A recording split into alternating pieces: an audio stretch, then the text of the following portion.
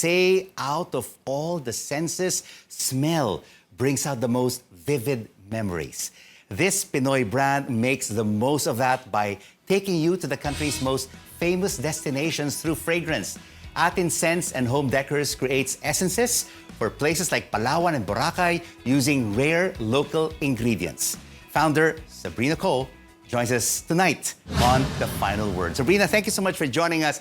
Why did you decide to focus thank you for having me. on Filipino scents using our own flora, fruits, and spices?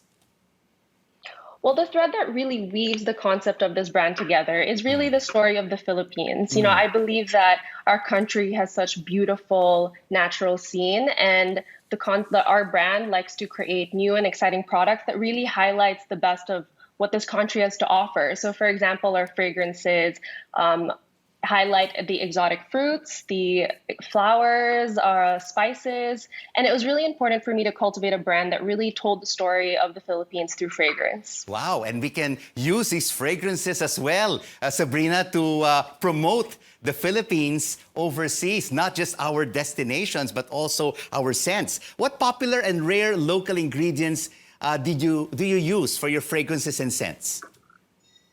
Of course. So a cult favorite of the ATIN fragrances is actually dalandan, which is citrusy in nature, and it combines a couple of green notes. So we also have local fruits like mangosteen or guava, and then we also have local flowers like ilang-ilang and calachuchi, which I think you can't really find in the market.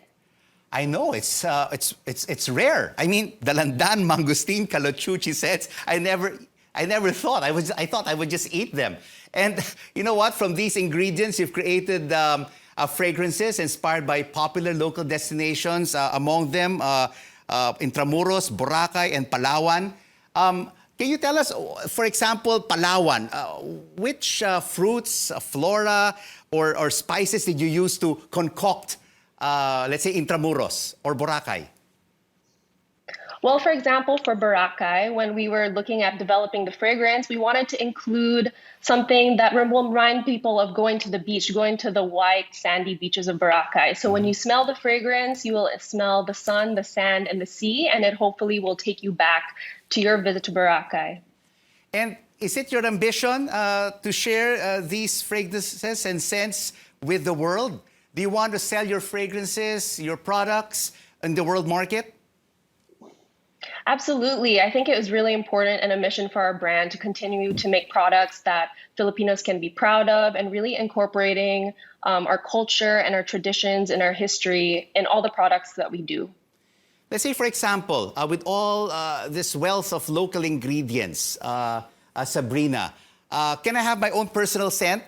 Can, let's say, the Hizon family have its own scent? How do you come up with this scent?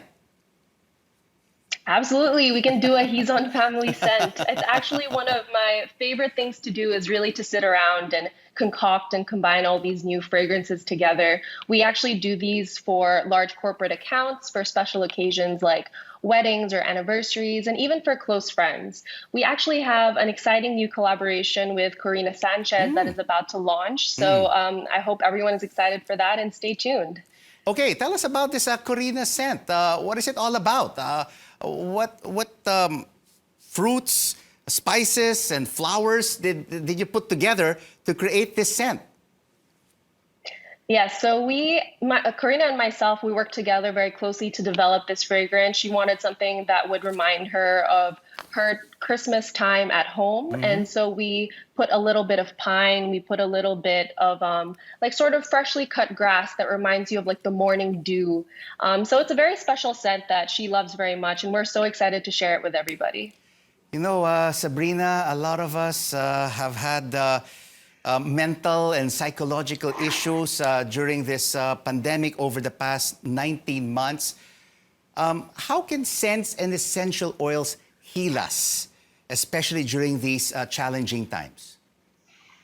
Right. So because the sense of smell is actually the most instinctive of the five senses, being in a place that smells good or is fragrant will instantly lift your mood or even like put you at ease. So if people are really looking for relaxation, I would obviously try and tell them to get like a massage using our virgin coconut oil based massage and body oils. Or if people are looking for a more holistic, natural approach to healing, essential oils are amazing for this. For example, ginger and grapefruit are good for energizing. And I actually have a trick at home for my own at-home spa where I put drops of essential oil in my shower walls. And it really relaxes me. And I think that our brand would love to, give insight and give tools and tips on how to enhance mindfulness in times like these. Very good advice, Sabrina. And I was reading your bio, and you were just 17 years old when you founded ATIN, which basically stands for Aiming to Inspire a Nation. What made you seriously explore the world of scents? Because I also found out that you also wanted to become a journalist. Yeah, so I did actually want to do many things growing up, but I've always had a fondness for fragrance, and I always believed in the power of fragrance. So I actually recall a lot of my childhood memories through smelling a familiar scent. And, olfaction, or otherwise known as your sense of smell, can really conjure up your dormant memories. And so even though I started at a young age, I definitely had all the challenges come with it. But because I started young, I believe that there really is no age too early or too old to start your own business. And I encourage a lot of young people to follow their passions and do what they love to do that also plays to their competitive strengths. And that's why for us, ATIN is also an acronym for Aiming to Inspire a Nation. And did your parents, as entrepreneurs, inspire you to become an entrepreneur? What advice did they share with you as you face the ups and downs of the business cycle? Right. I mean, I feel very fortunate to have grown up in an environment that facilitated a lot of learning, and amongst, all that learning, I think resilience and tenacity were ones that really stand out. I think it's important to put hard work into whatever you're doing. And I also think that what they say about entrepreneurs, you fall 9 times, but you stand up 10. Well, good luck with ATIN. Sabrina, thank you so much for joining us on The Final Word. Sabrina Ko, founder of Filipino-made fragrance company ATIN.